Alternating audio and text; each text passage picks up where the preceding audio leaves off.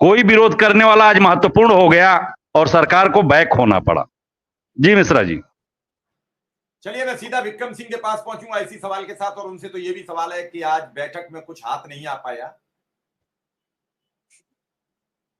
विक्रम सिंह। जी sir, आपका बहुत बहुत आभार, और आदरणीय तारकेश्वर शाही सर को और आदरणीय मनोज राज सर को भी कोटि कोटि प्रणाम। कोई बात नहीं सर, हम लोग इंतहा तक इंतजार करेंगे। हमने आपको बताया है ना कि किताब में हम लोग पढ़ते थे कि समुद्र के पास सबसे बड़ा, सबसे ज्यादा धैर्य होता है। और जब यक्ष ने युधिष्ठिर से भी पूछा था तो यही जवाब युधिष्ठिर ने भी दिया था। कोई बात नहीं, हम लोग इंतजार करेंगे। और यदि माननीय मुख्यमंत्री जी ने 16 अक्टूबर को कहा है कि हम चुनाव के बाद करेंगे, तो हम सरकार को समय देते हैं।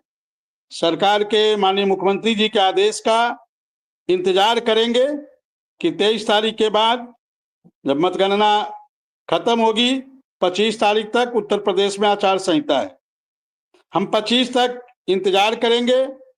25 के बाद फिर से हम लोग का प्रयास शुरू होगा और देखते हैं कि सरकार कितना हम लोग के साथ हिला हवाली करती है। लेकिन अब सर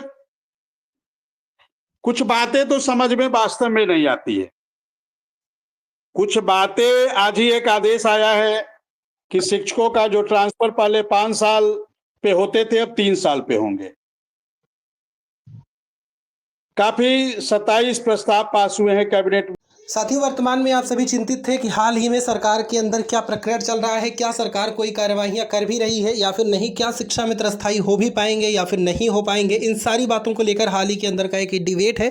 इस डिबेट को आप देखें, डिबेट के माध्यम से सारी बातें प्रॉपर तरीके से क्लियर हो जाएंगी कि आखिर क्या क्या प्रक्रियाएँ चल रही हैं, सरकार कौन कौन से प्रकरण कर रही है, किन किन बातों पर विचार कर रही है। फिलहाल इस वीडियो की क्लिप को आप पूरा देखें।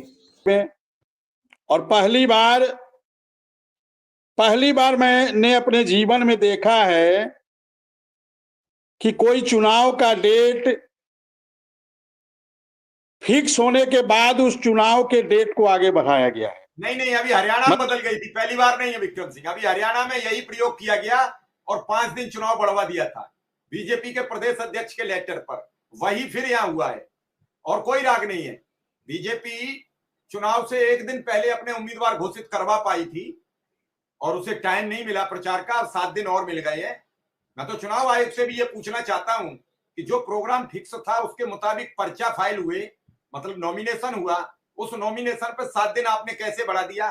क्या आप इस देश में नहीं रहते हैं? क्या आप इस देश के नागरिक नहीं है? क्या इस देश के नागरिकों के बारे में आप सोच समझकर फैसले नहीं लेते हैं? क्या आपको पहले पता नहीं था कि कार्तिक पूर्णिमा है? और कार्तिक पूर्णिमा है तो इस देश का हिंदू धर्म का पर्व है, तो 3 राज्यों में क्यों रोका गया चुनाव? क्या राजस्थान में हिंदू नहीं है? क्या मध्य प्रदेश में हिंदू नहीं है? क्या बंगाल में हिंदू नहीं है? क्या बिहार में हिंदू नहीं है? क्या अन्य राज्यों में हिंदू नहीं है? और केरल में रोका गया, वहां एक विधानसभा का रोका गया। जहां प्रियंका गांधी चुनाव लड़ रही वहां नहीं रोका गया, क्योंकि वहां पता है परिणाम क्या होगा, तो वहां रोकने से वोट और बढ़ सकता था।